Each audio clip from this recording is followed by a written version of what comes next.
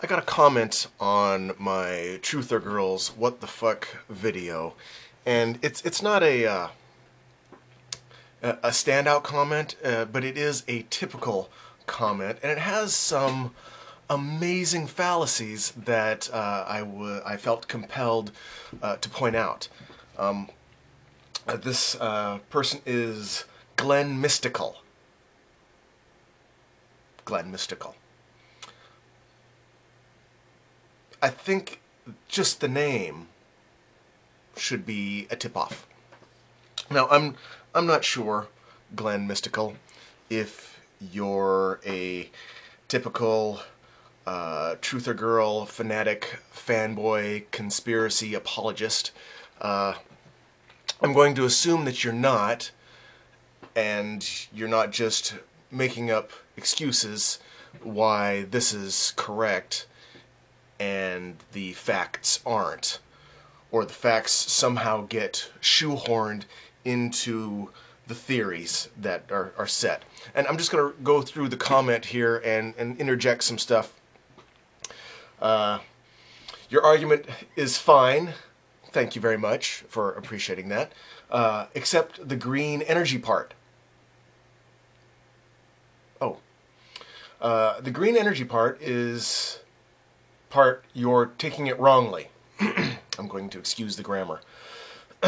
They are using it for personal means and gains. Global warming is false, and in the respect to man-made implementations, accelerations. She means the global warming aspect behind the green energy. When she says green energy agenda, she means the global warming propaganda. They won't switch to clean energy, not until the oil industry has a solid foot in other forms of energy. Wow. First and foremost, you're taking it wrongly. She means, you know what, Glennmystical, she's making videos. She has a talk show. She is perfectly capable of telling me what she means.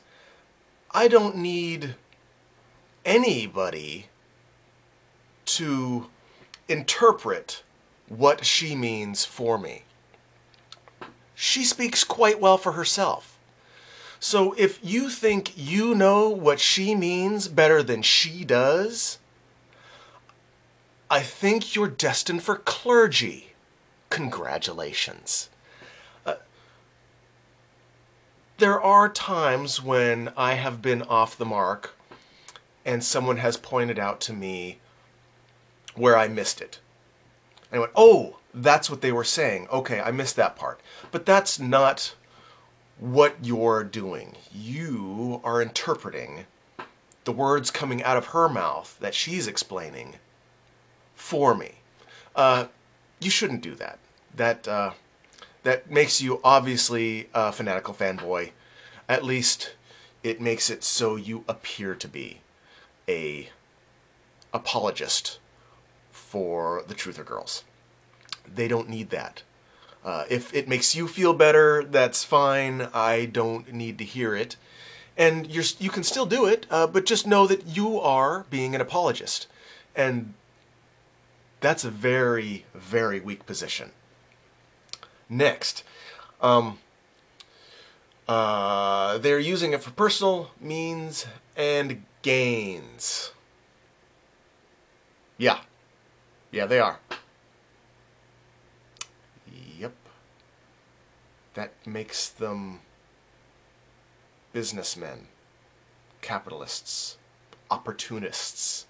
That makes them human and, I dare say, smart. If you knew there was going to be an upcoming heat wave and you had the opportunity to invest in an ice-making machine company or a air conditioning company, and you had the money to invest in it, would you then not invest in it because you might be making a profit off the upcoming or the up-and-coming heat wave? If you didn't and you had the opportunity, you're an idiot. Investing in companies in order to make money when you know it's even a company that will benefit others is ridiculous. Of course they're going to use it for their own personal gains. They're going to use it for their family's gains. They're going to use it for the gains for the human race. They're going to use it for, I don't know, for fuck all. They're going to use it. That's only intelligent. There's an opportunity and there's a disaster. Is there anything you can do to stop the disaster? No. Well, then you use it as an opportunity. Don't be an idiot. I'm being a little severe, but some of these comments, I've had several, and they're just ridiculous, and I'm trying to point out the fact. Here's the big one. This one really gets my nads in a bundle. And here it is. It's the second half of that sentence. Global warming is false in the respect to man-made implementations, accelerations. So the argument here that you're saying is that man can't possibly affect the global environment. We're too small and insignificant. It's all propaganda for profit and the green Illuminati agenda. Ooh. Global warming is false as far as man-made implications or implementations. I'm going to show you a clip here from the Truther Girl herself, and then I'll come back. Scientists warn it will carry the oil spill off toward the U.S. state of Florida. But the concern is really greater than that, because once it gets into other ocean currents, it can just go just about anywhere. Like, it could go on the up the eastern seaboard. It could go as far as Newfoundland. Already it's damaged very badly the fishing and shrimping and all those industries in the States. Now obviously it's going to affect tourism as well around where it's happened in the Gulf of Mexico, but this could, go right up to all the way up the east, and maybe even worse. And actually, some say that if it gets into the Gulf Stream, it can affect the Gulf Stream, which could actually affect the climate. Okay, so you saw that clip. The statement that you made, or in the sentence that global warming is false in respect to man-made implementations and accelerations, when in one of her previous videos, and I'm sure you follow this, you agree with this also, is that the oil spill could affect, and probably will affect, the entire world. So on one hand, you're saying man can't possibly affect the world. The global warming with respect to man-made events is impossible and we just can't. And then on the other hand, you're saying, oh, but this event that we've caused is going to change the entire climate and globe. It could kill us all. You can't have it both ways. You can't say man can't do anything to affect the earth, and then in the very next breath go, but man has affected the earth and could destroy the whole thing. That is apologetics at its finest.